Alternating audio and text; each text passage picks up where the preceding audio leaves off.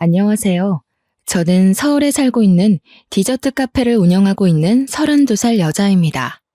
저는 비혼주의고 결혼은 사치라고 생각하며 혼자 사는 게 차라리 마음 편하다고 생각하는데요. 불과 몇 년 전에 일어났던 그 사건 때문에 제가 왜 비혼주의가 됐는지, 왜 결혼은 사치라고 생각하는지 그 이야기를 지금 들려드릴까 해요. 사실 저에게는 남모를 가정사가 있는데요. 미혼모셨던 엄마는 할머니와 함께 온갖 굳은 일은 마다하며 저를 키우셨어요. 아버지에 대한 그 어떠한 이야기를 해주지 않으셔서 원래 저한테는 아버지가 없는 게 당연한 건 줄 알았거든요. 가족 사진을 찍을 때면 저는 늘 할머니와 엄마, 가끔은 아빠라는 존재가 부럽기도 했지만요.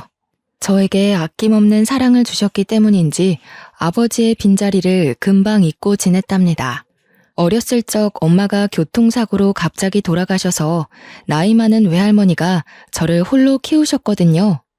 할머니는 엄마 아빠 없이 자란 티 나면 안 된다며 부족함 없이 키우시려고 식당에서 일도 하시고 밤에 잠도 못 주무시며 집에서 종이를 접는 부업까지 하시면서 저를 뒷바라지 해주셨습니다.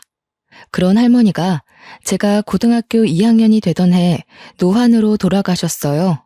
세상에 저 혼자밖에 없음을 몸소 깨달으며 평생 쏟을 눈물을 그날 다 쏟은 것 같아요. 할머니를 보내드리고 슬픔을 겨우 가라앉히며 유품을 정리하고 있었는데 제 베넷 저고리가 담긴 작은 상자를 발견했습니다. 김도진이라는 이름과 함께 주소가 적힌 종이, 그리고 할머니의 편지가 담겨 있었죠. 아람아, 할미다. 아마도 아람이가 이 편지를 읽을 때면 할미는 이 세상에 없을 게야. 이 할미가 너를 두고 떠나서 미안하고 앞으로 힘들게 살아갈 생각을 하면 가슴이 찢어진단다.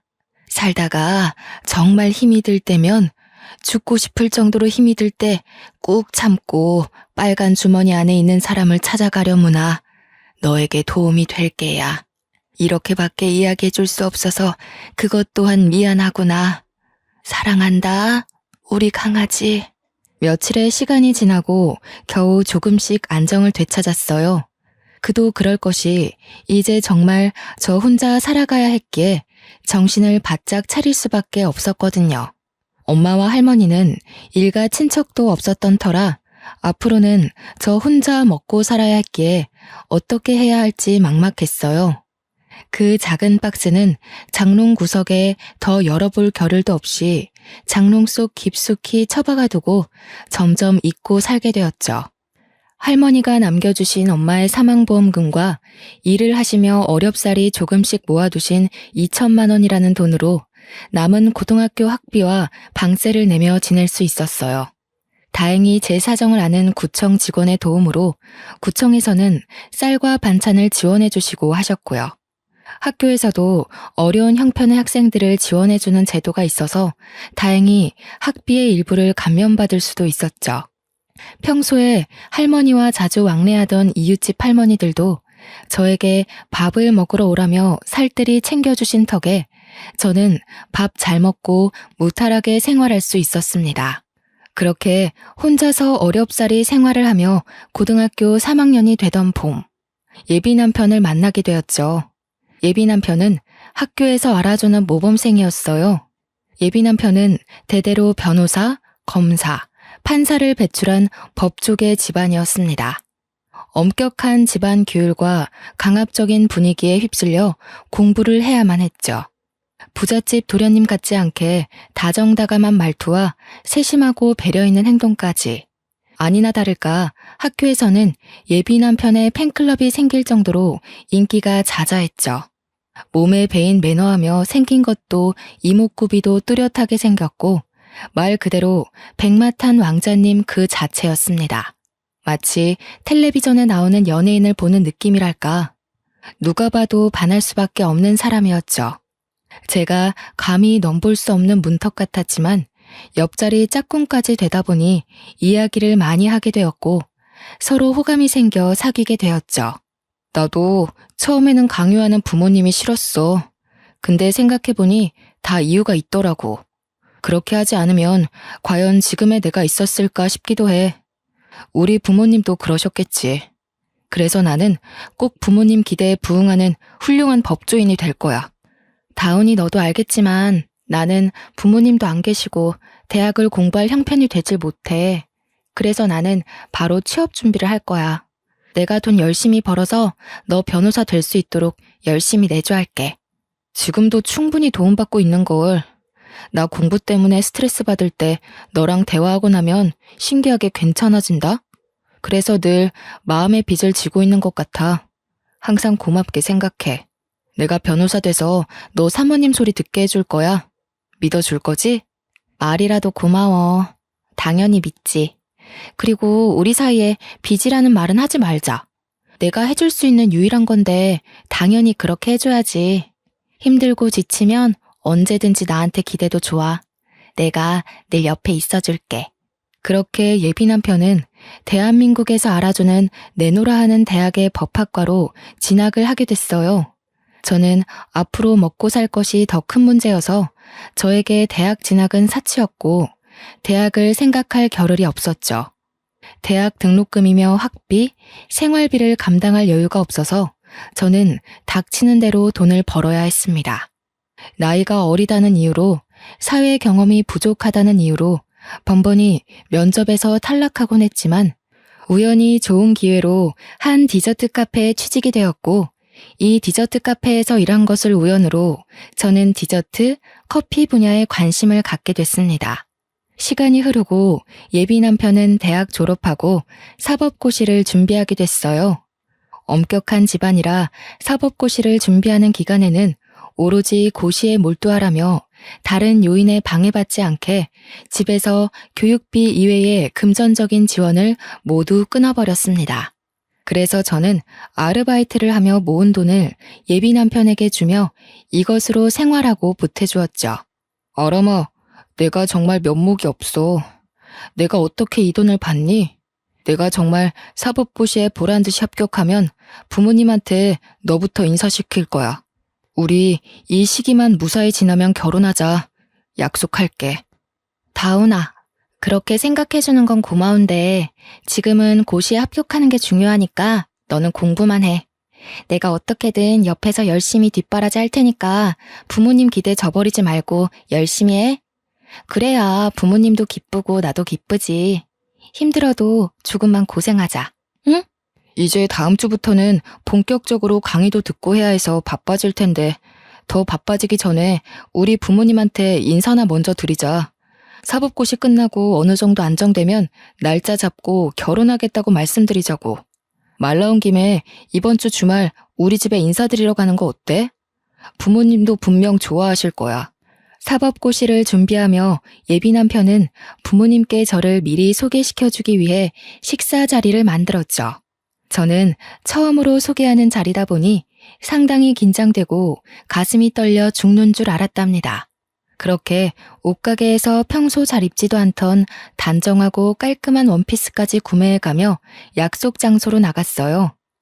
예비 시어머니는 저를 위아래로 훑어보시더니 상당히 화가 난 표정을 지으셨고 시아버지는 그저 아무 말 없이 찻잔만 들었다 놨다 할 뿐이셨습니다. 어색한 분위기 속에 식사를 하고 예비 남편이 잠시 화장실을 간다며 자리를 비웠는데 예비 시어머니가 이때다 싶어 저에게 말을 건네시는 겁니다. 예, 너처럼 보잘것없는 애가 우리 다운이 짝으로 가당키나 하니? 너는 도대체 무슨 염치로 우리 다운이랑 붙어있는 거야?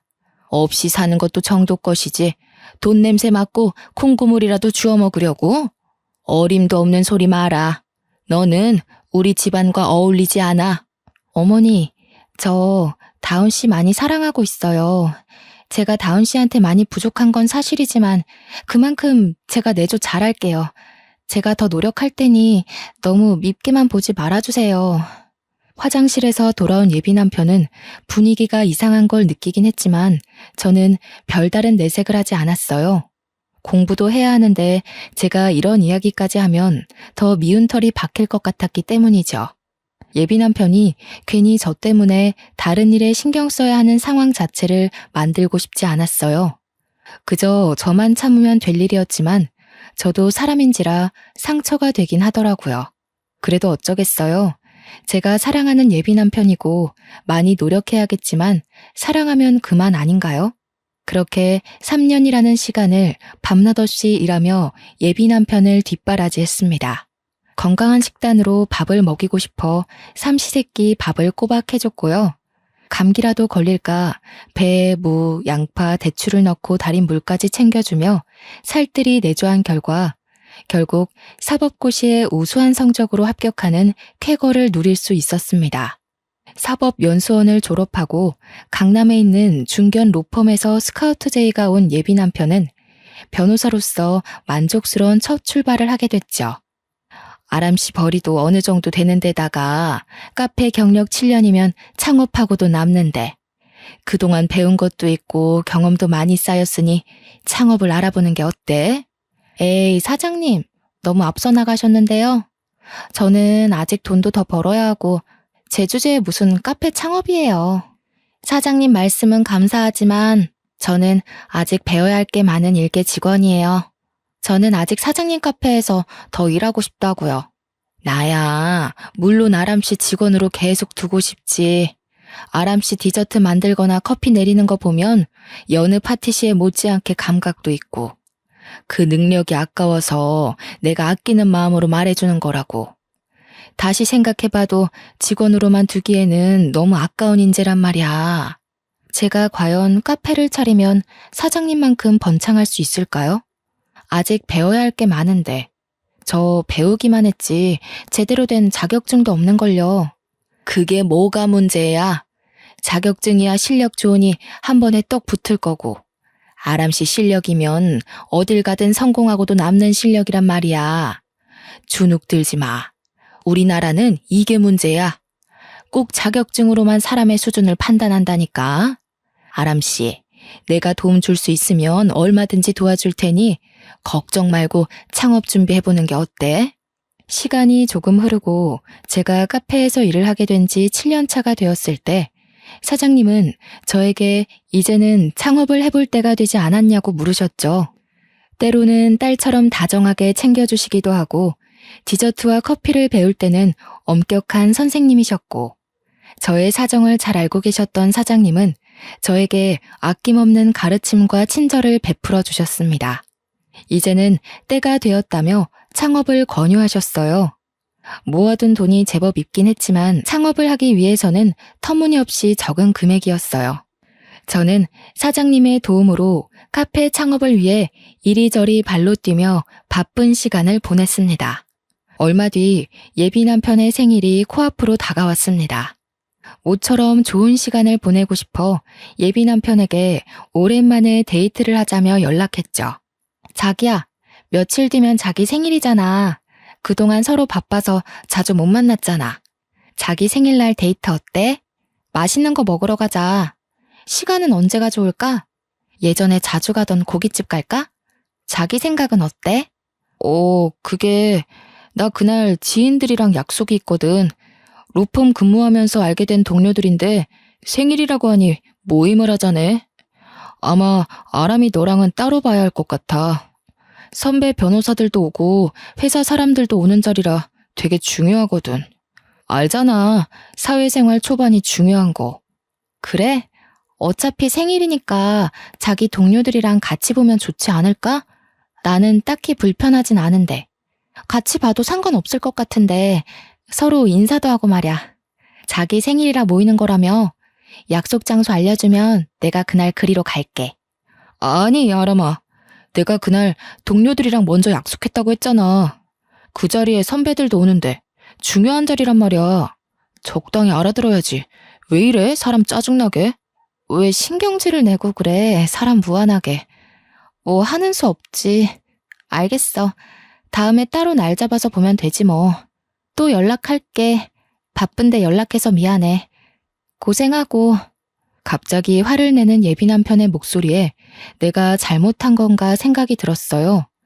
그래도 저는 서프라이즈로 놀래켜주고 싶어 다음날 남자친구가 일하는 로펌 앞으로 찾아갔죠. 평소에 장난도 많이 치고 이벤트를 좋아하던 예비 남편이라 좋아할 것 같았어요. 제가 직접 만든 귀여운 모양의 쿠키와 케이크, 여러 가지 디저트와 커피를 사들고 기다렸습니다. 점심시간이 끝나갈 무렵이었는데 저 멀리 예비 남편이 걸어오는 거 아니겠어요? 저는 반가운 마음에 다운 씨라고 소리치고 손을 흔들며 아는 척을 했죠. 그러자 빠른 걸음으로 달려오더니 저에게 호통을 치더라고요. 조용히 해. 여기가 어디라고 그렇게 크게 소리를 지르는 거야? 왜 연락도 없이 갑자기 찾아온 거야? 일 때문에 밥도 겨우 먹는데 연락이라도 좀 하고 오지 그랬어. 사람을 참 난감하게 만드네. 내가 눈치 보여서 회사 생활 잘하겠어? 뭐? 난감해? 자기 말을 너무 심하게 하는 거 아니야? 나는 자기 생일이라고 생일날 못 만나서 내 딴에는 축하해주려고 온 건데. 너무한다. 길게 있다 갈 것도 아니고 이것만 전해주고 가려고 했어. 그리고 왜 이렇게 사람이 딱딱해? 내가 그렇게 잘못한 거니? 왜 연락도 없이 왔냐며 면전에 대고 버럭 화를 내며 이야기를 하는 통에 약간의 실랑이를 하게 되었어요. 그러다 손에 들고 있던 커피와 디저트를 땅에 떨어뜨리고 말았죠. 제가 손수 만든 케이크는 뭉개져 먹지도 못하게 디저트들은 구겨지거나 산산조각 났어요. 심지어 쏟아진 커피와 섞여진 탓에 형체를 알아볼 수 없었죠. 너무 민망했습니다. 그것을 보고 주변에 있던 사람들이 하나둘씩 쳐다보기 시작하고 수군거리기 시작했어요. 예비 남편은 멍하게 서 있는 저를 두고 나중에 연락하겠다고 이야기를 하고는 지나가던 동료들과 황급히 건물 안으로 들어가 버리더군요. 그런데 들어가면서 동료들끼리 하는 이야기가 참 가관이었습니다. 너무 기가 막혀 온몸에 털이 곤두서고 다리에 힘이 풀려버릴 것만 같았어요. 다운 씨, 저 여자가 자기 대학생 때부터 뒷바라지 해줬다는 사람이야? 다운 씨 그렇게 안 봤는데 생각보다 눈이 좀 났구나. 의외인데? 나 무슨 한편의 드라마 보는 줄 알았지 뭐야. 저에 대해서 아는 게 없는 사람들이 함부로 짓거리는 게 마음에 들지는 않았지만 저로서는 아무것도 할 수 있는 게 아무것도 없었습니다. 오히려 가만히 서 있는 제가 초라하고 멍청하게 느껴질 뿐이었죠. 눈물을 머금고 버려진 디저트와 커피들을 정리하고 쓸쓸히 카페로 돌아왔습니다. 내일 사용할 재료 손질, 커피 원두 상태 확인 등 정신없는 시간을 보내려고 했어요. 그런데 이게 웬일입니까? 퇴근을 앞둔 저녁 시간 로펌 앞에서 나에 대해 함부로 말을 건넸던 여자가 저를 찾아온 겁니다. 우연이겠거니 했지만 그 여자는 일부러 저를 보러 온 거라며 커피 한 잔을 내어달라 했어요. 저와 잠시 대화를 나누고 싶은데 가능하냐며 묻는 겁니다. 귀티가 잘잘 흘렀고 온몸에 명품을 휘감고 그러면서 다리를 꼬더니 정말 기가 막힌 이야기를 해줬습니다. 김아람 씨? 나는 이수윤이라고 해요. 보셨다시피 다운 씨 동료 변호사고요. 이야기는 대충 들었는데 다운 씨랑 나 이미 연수원 시절부터 결혼을 전제로 만나고 있는 사이예요. 집안끼리도 어렸을 적부터 알고 지내는 사이고요. 대학교 2학년 때 약혼했고요. 무슨 말인지 이해했어요? 저는 대뜸 그 여자가 하는 이야기를 듣고 충격을 먹어 뭐라 말할 수 없었습니다. 고등학생 때부터 지금까지 몇 년을 만나왔는데 갑자기 약혼녀의 결혼이라뇨. 아무 말도 못하고 가만히 시선을 떨구자 그러더군요. 어머니한테도 그리고 그이한테도 이야기 들었어요.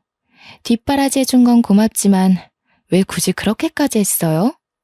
아람 씨 아니어도 이미 집에서 충분한 지원을 받으면서 열심히 공부하고 있던 사람인데 진짜 결혼이라도 할 줄 알았어요?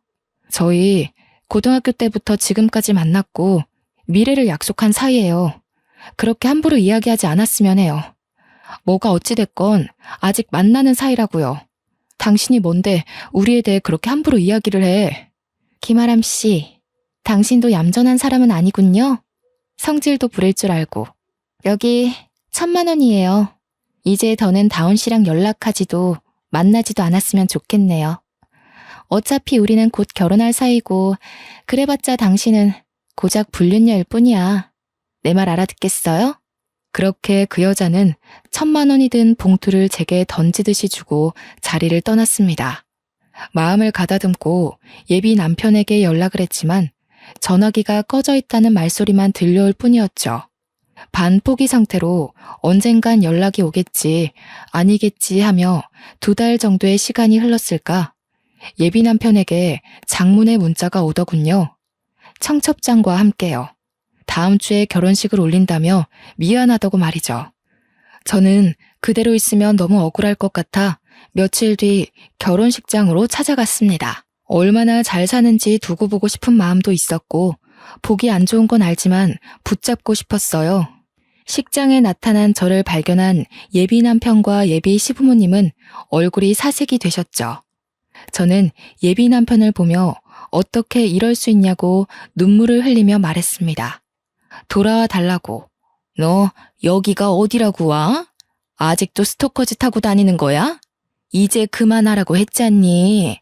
돈까지 받았으면서 아직도 미련을 못 버린 거야? 저기요, 여기 경찰 좀 불러주세요. 그렇게 저를 정신병자로 몰아 경찰을 불러 결혼식장 밖으로 내던지다시피 해서 쫓겨났고요. 졸지에 전 남친을 스토킹하며 결혼식까지 찾아온 미친년이 된 저는 비참해진 제 모습을 보며 겨우겨우 집으로 돌아왔어요. 혹시라도 예뻐 보이면 다시 돌아오지 않을까 해서 오랜만에 한 화장은 번질 대로 번져 있었고 머리는 헝클어져 있고 정말 제가 봐도 가관이었거든요.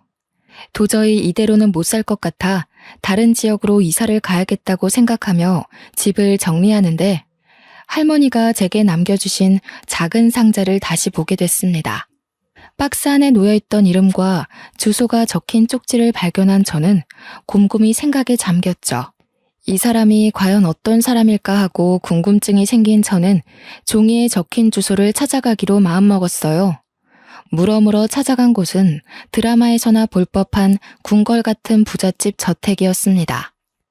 조심스레 초인종을 눌렀는데 어떻게 왔냐는 물음에 제 이름을 대며 김도진이라는 분을 만나뵈러 왔다고 하니 문을 열어주더군요.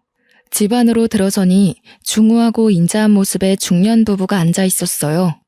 누가 나를 찾아왔다길래 손님이니까 일단 들어오라고 했어요.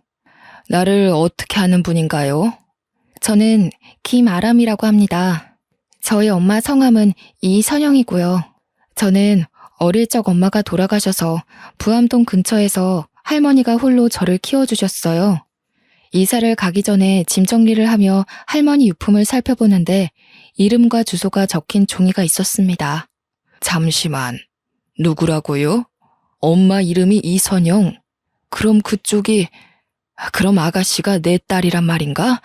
세상에 이럴 수가, 어떻게 이런 일이?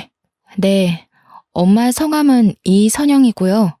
어머니는 제가 어렸을 때 사고로 돌아가셨는데 할머니와 둘이 살았고 할머니도 제가 고등학생 때 돌아가셔서 지금은 저 혼자고요. 저희 어머니와 아시는 분인가요? 차 한잔을 하며 제 이름과 엄마 할머니의 이야기, 살던 곳의 이야기를 하니 가만히 듣던 중년 남성이 찻잔을 떨어뜨리며 소리 없이 눈물을 흘리는 거 아니겠어요? 알고 보니 그 중년 남성은 바로 제 친아버지였던 거예요. 저는 제 눈앞에 펼쳐진 놀라운 사실에 충격을 받아 쉽사리 마음을 진정시킬 수 없었어요. 친아버지라는 분이 계속 말씀을 이어나가셨어요. 엄마는 아버지와 대학 시절 만나 너나 할 것 없이 사랑에 빠지셨대요. 아버지 집안에서는 가진 것 없고 부족함이 많은 엄마를 완강히 반대하셨답니다. 두 분을 만나지 못하게 하려고 아버지는 반강제로 군대를 가게 되셨고 전역을 하자마자 숨 쉴 틈도 없이 경영 수업을 받기 위해 미국 유학길에 오르셨어요. 엄마는 당시 저를 임신하고 있었고 이 사실을 처음에는 알리려 했으나 자신 때문에 미래가 창창한 사람 발목 잡히게 할 수는 없다며 할머니와 함께 조용히 저를 낳아 기르신 거였고요. 내가 한국으로 돌아와서 너희 엄마를 다시 만나려 얼마나 애썼는지 모른다. 사람을 시켜 겨우 선영이가 있는 곳을 알아내 찾아갔지만 할머니가 엄마는 없다며 절대 못 만난다고 나를 막으셨지. 그동안 한 번도 엄마나 할머니께 아버지에 대한 이야기를 들은 적이 없어요. 저는 지금 이 상황 자체가 엄청 당황스럽네요. 정말 제 친아버지가 맞으세요? 미안하다. 선영이한테 딸아이가 있다는 사실은 나중에 알게 됐단다. 다시 찾아간 뒤에는 이미 흔적도 없이 이사를 가버린 뒤였어. 어떻게든 선영이를 만나려고 수소문했다. 우연히 대학 동창 녀석이 얼마 전에 선영이 장례식에 다녀왔다며 이야기하길래 그 길로 어렵사리 다시 찾아갔지. 그때는 또 이미 죽고 없는 사람 뭐하러 찾느냐며 매몰차게 대하시더구나. 몰랐던 사실을 알게 된 저는 정말 혼란스럽기 그지없었죠. 할머니께서도 살아생전 저에게 아버지에 대한 이야기 해주신 적도 없고 갑자기 나에게 친아버지가 생긴 터라 어찌할 바 몰라 그저 어버버하고 멍한 표정을 짓는 게 전부였습니다. 힘들고 어렵게 살던 시절이 생각나 화가 나기도 했지만 돌아가신 엄마와 할머니가 생각나 서글프기도 했습니다. 내가 먼저 널 찾아갔어야 했는데 미안하구나. 이제라도 아버지 된 도리를 하고 싶은데 너만 괜찮다면 이 집으로 들어와서 살지 않겠니? 내가 그동안 해주지 못해 죄스러운 마음뿐이란다. 지금까지 저 혼자 잘 살아왔으니 앞으로도 혼자 살 거예요. 평생 아는 척도 안 하다가 다 죽고 없으니까 이제 와서 아버지 노릇하고 싶으신 거예요? 다 필요 없어요. 혼란스러운 시간이 지속되던 어느 날 일하는 카페로 아버지가 찾아오셨습니다. 같이 살지 않아도 되니 그동안 못다한 아버지 노릇을 하게 해달라며 계좌로 5억이라는 돈과 강남의 건물을 증여한다는 서류, 그리고 한도 없는 카드를 주셨죠. 사고 싶은 것, 먹고 싶은 것, 이것저것 원하는 것 모두 하라시는데 어떻게 돈을 써야 하는지 큰 돈을 본 것도 처음이라 그저 눈만 꿈뻑꿈뻑 할 뿐이었어요. 제가 면전에 대고 너무할 정도로 화를 내고 온 것 같아 죄송하다 사과드리고 마음은 감사하지만 절대로 받을 수 없다며 한사코 거절 의사를 밝혔습니다. 그동안 고생했던 시간을 되돌아보며 이대로는 살 수 없겠다 생각했죠.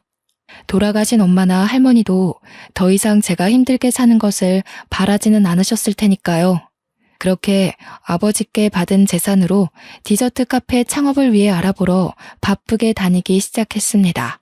아버지는 아직 나이도 어리니 창업도 좋지만 해당 분야에 대해서 공부를 조금 더 해보는 것이 어떠냐 하시며 프랑스로 유학을 보내주셨어요. 저는 이별의 슬픔을 잊기 위해 앞으로의 미래를 생각하며 좋은 기회로 프랑스 파티시에 육성 전문기관으로 2년간의 유학을 떠나게 되었습니다. 2년 뒤 유학을 마치고 돌아와 제 이름을 걸고 시작한 카페는 인터넷에서 연예인과 사람들이 많이 찾는 유명한 맛집으로 소개될 정도로 성공적이었습니다. 물론 아버지의 도움이 컸고 예비 남편이 다녔던 회사 근처라 조금 찝찝하긴 했지만 전 어렵사리 이룬 제 꿈을 위해 다른 사람의 눈치를 볼 겨를이 없었거든요. 강남에 증여받은 건물 1층에 카페를 차렸는데 맛집으로 소문이 나며 인터넷으로도 많이 알려지게 됐죠. 어느 날 매장을 정리하고 있는데 예비 남편이었던 사람이 찾아왔습니다. 아람아, 그동안 잘 지냈어? 많이 변했네. 그렇게 원하던 카페도 차리고. 이제 와서 하는 말이지만 우리 다시 시작해보면 안 될까?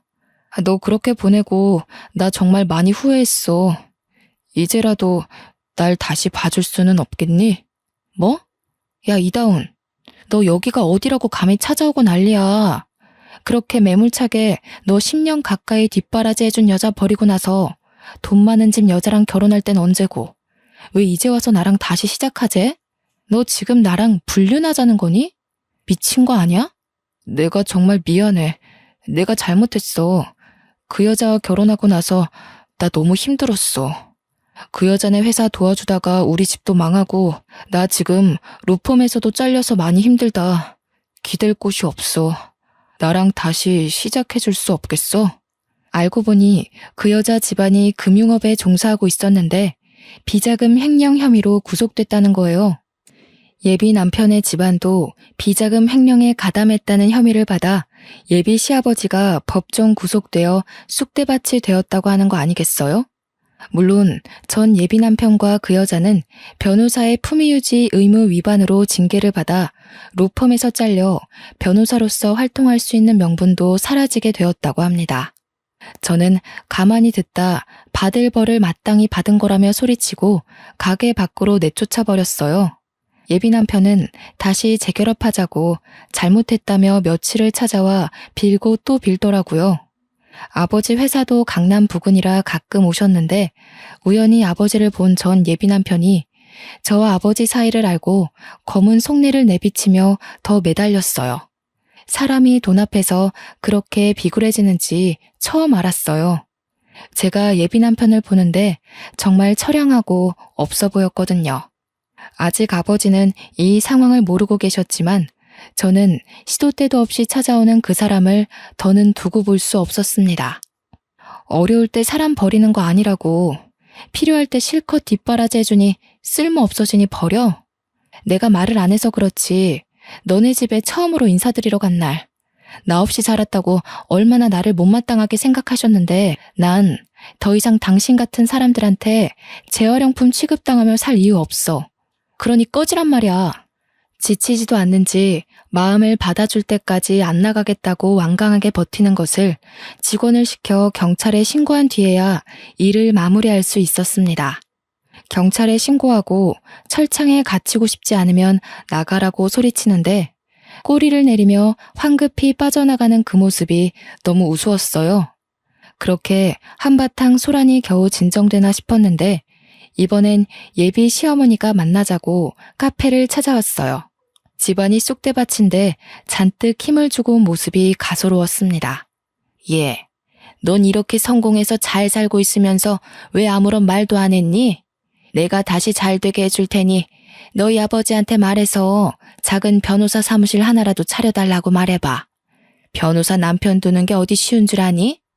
저기 어머니, 아니 아줌마, 어디서 뻔뻔하게 여길 찾아오시는 거예요? 정말 배운 것 없는 티내시네요.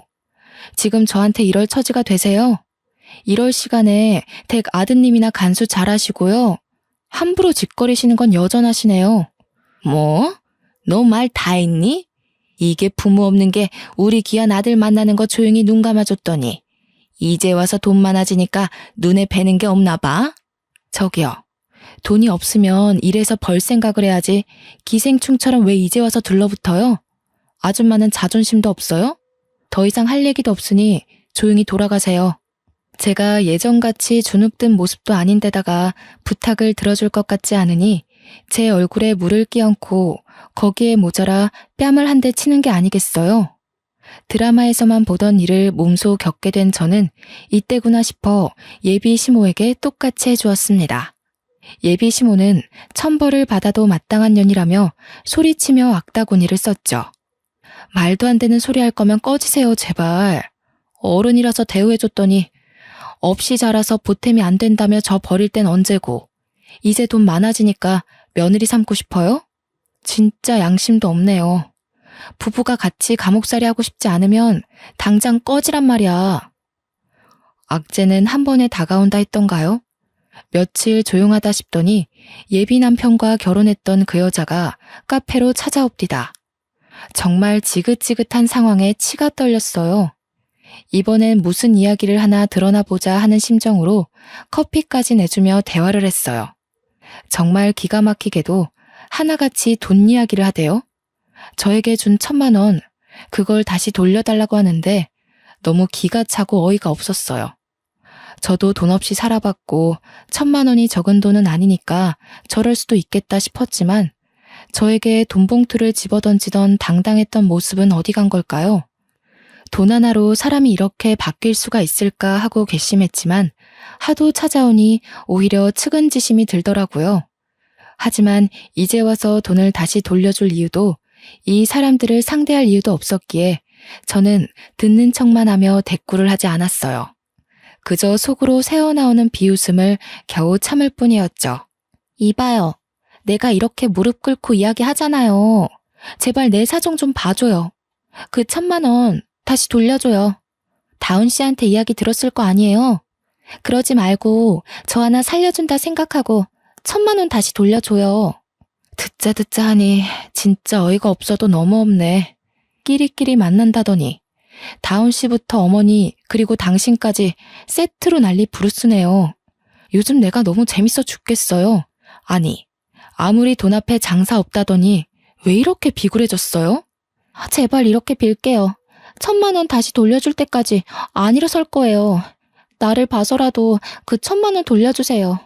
그 여자는 정말 1,000만 원을 받아가려는 속셈이었는지 제가 무시하고 직원 휴게실로 가려 하자 뒤에서 제 머리를 확 낚아채며 입에 담지도 못할 온갖 욕설을 해대기 시작했습니다. 상황도 상황이지만 카페 안에 손님들도 있고 시끄러워져 봤자 좋을 게 없어서 경찰에 신고 좀 해달라고 소리치고 아무런 대항도 하지 않았죠. 결국 손님 중 한 분이 놀래서 신고를 해주셨고 경찰이 온 뒤에야 제 머리채를 놓고 끌려나갔어요.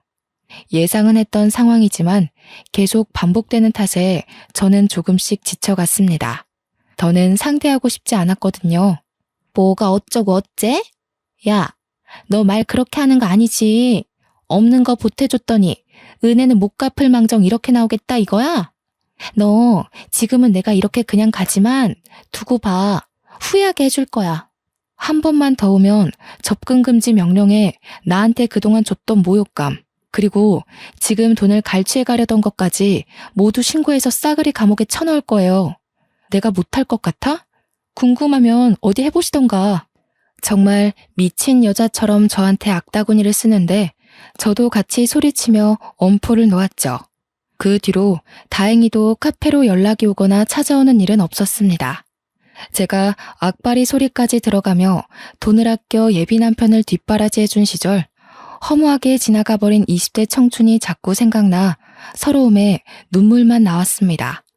그 뒤로도 예비 남편은 잊을만 하면 연락을 하고 카페 앞으로 자꾸 찾아오는 통에 업무가 방해가 되어 도저히 안 되겠다 싶었어요. 우선 카페에 있는 CCTV 기록 내용을 모두 다운받아서 증거로 모았습니다. 그들을 업무 방해죄, 모욕죄, 협박죄 등의 명목으로 고소를 진행하기로 결정했고요. 아버지는 모르고 계셨던 일이지만 저 혼자만으로는 안 될 것 같아 결국 말씀을 드렸어요. 아버지는 노발대발하시며 그들을 당장 잡아 감옥에 쳐넣겠다고 화를 내셨죠. 아람이 너는 그동안 왜 말을 안 하고 있었니? 이 아버지가 뒤에 있는데 뭐가 무섭다고 혼자 끙끙대고 있었어. 내 이것들을 그냥. 김비서, 당장 집으로 김 변호사 오라고 해. 당장. 아버지의 회사의 고문 변호사님을 통해 할 수 있는 모든 법적 조치를 취하기로 했습니다. 추가적으로 경찰에 접근 금지 명령도 요청했고요. 각각 집행유예, 벌금형 선고받았는데 자신들한테 너무한 거 아니냐며 저를 명예훼손으로 고소할 거라고 난리를 치더라고요. 돈에 허덕이며 버티던 그들은 먹고 살 여윳돈마저 없어지는 상황에 처하게 됐죠. 저에게 찾아와 앞으로 착하게 살 테니 고소를 취하해달라며 무릎 꿇고 빌더라고요. 그렇게 어느 정도 시간이 흐른 뒤 카페도 안정을 찾아가게 됐습니다. 주변 맛집, 인테리어 맛집으로 소문이 났어요. 의류 쇼핑몰 잡지사에서 사진 촬영을 하러 장소 협찬을 하기도 하고요. 유명 연예인들도 많이 오는 핫플레이스로 자리 잡게 되었죠. 오랜만에 아버지 집에 들러 식사를 하던 중이었어요. 아람아, 이제 어느 정도 자리를 잡아가고 있으니 결혼을 생각해보는 게 어떠니? 나이도 나이인지라 30 되기 전에 하면 좋을 것 같은데 원한다면 좋은 자리로 알아봐 줄까? 아버지도 아시겠지만 저는 결혼의 뜻이 없어요. 아직까지는 저 혼자가 좋아요. 일을 하는 것도 재밌고 많이 즐겁거든요. 차라리 저 혼자 잘 먹고 잘 사는 게 제일 좋은 것 같아요. 아시잖아요, 아버지도. 가족이라는 울타리도 인생을 살아가는 데 있어서 안정감을 찾는 데는 제격이지.